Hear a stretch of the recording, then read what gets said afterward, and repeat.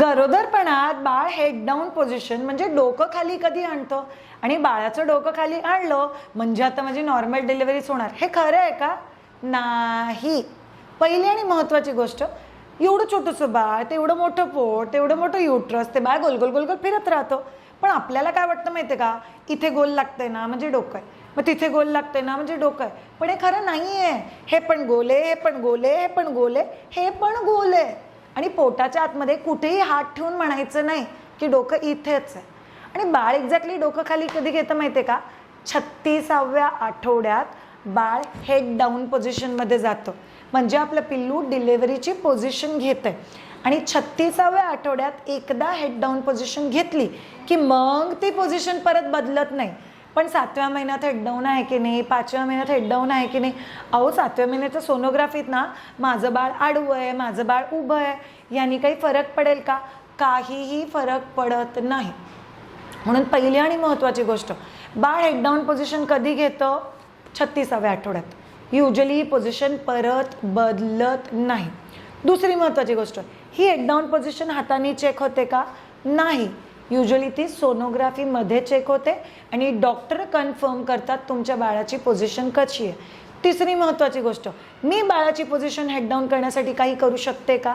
100% करू शकता. व्यायाम करा. तुम्ही गरोदर आहे, तुम्हाला व्यायाम करायचा आहे, माझ्याबरोबर करायचा आहे, जावा www.myduja.com.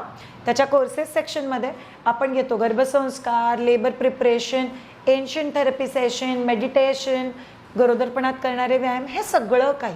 पण व्यायाम हा तुम्ही केलाच पाहिजे. हो, मी ना सकाळ संध्याकाळ वॉकिंगला जाते. वॉकिंग हा व्यायाम नाही. वॉकिंग हा कधीच गरोदरपणात व्यायाम नाही. वॉकिंगमुळे फक्त चांगली झोप लागते आणि खाल्लेलं चांगलं पचतं. त्याच्या पलीकडे काहीही होत नाही आणि होऊ शकत पण नाही.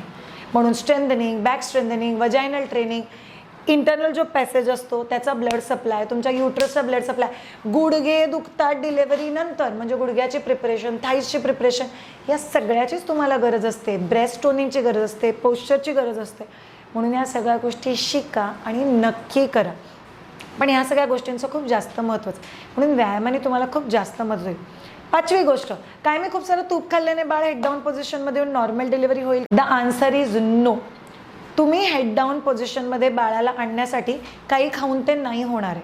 बट यस, डिलेव्हरी सोपी होण्यासाठी काही गोष्टी तुम्हाला 100% मदत करतात आणि त्याच्यासाठी तुम्ही काम केलंच पाहिजे. म्हणून तुम्ही लोक स्वतःचा प्रॉपर डाएट घ्या, प्रॉपर व्यायाम करा, प्रॉपर मेडिटेशन करा, त्याने तुम्हाला मदत होईल. 6वी आणि अतिशय महत्त्वाची गोष्ट, काही डॉक्टर्स तुम्हाला घाबरवतात की 7व्या महिन्याचं पिल्लू हेड डाऊन नसेल तर तुमच्या बाळाची पोझिशन कधीच बदलू शकत नाही. हे कम्प्लीट मिथ आहे, म्हणून त्या बाबतीत भीती बाळगू नका. सो गरोदरपण हे नॉर्मल आणि सिझेरियनच्या पलीकडे जाऊन हे विचार करण्यासाठी का तुम्ही कॉन्फिडंट आणि फिटही आहात का, म्हणून त्यासाठी खूप जास्त एफर्ट करा बाकीच्या गोष्टींमध्ये डोकं घालवण्यापेक्षा. सो ह्या गोष्टींचं लक्षात ठेवा आणि आपली प्रेग्नन्सी अगदी स्मूथ होईल याच्याकडे काळजी घ्या.